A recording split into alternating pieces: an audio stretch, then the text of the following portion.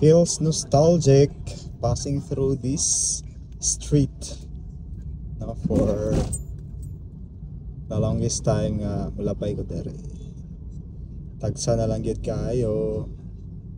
So I've grown no, as a person here, balik-balik ang lugar. Ano ka ha?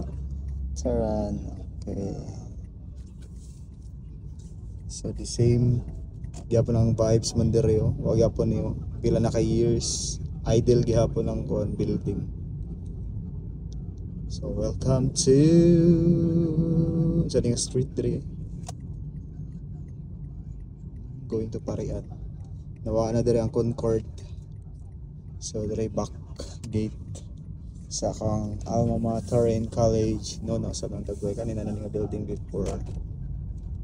Pero this one, the huge one, wala na in the past. So new siya. Dahil nawala na ang katong amo ang snackanan diri during snack time sa hapon. Itong market dress ka magayan. Huwag ka. Dito na may snacks. And diri na puno na ni mga murag apartment, apartel, boarding house. This one on dito nga building. So I so remember murag din nga nagdagway in the past. And diri idle gihapon, wala gihapon siya. Nani building before. Diskuhan. Nakaraan ng mga building. Then going far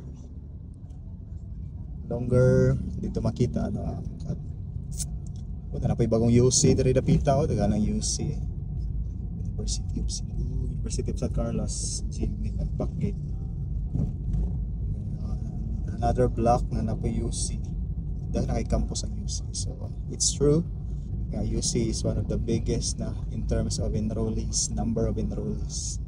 So going ka dito, padung nakaog imo na side, then turning right, pare ka sa low building sa UAC.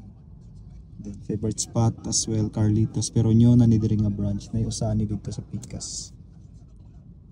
Alright, so ano siya ang dagway. So makamingaw ang lugar. Bye!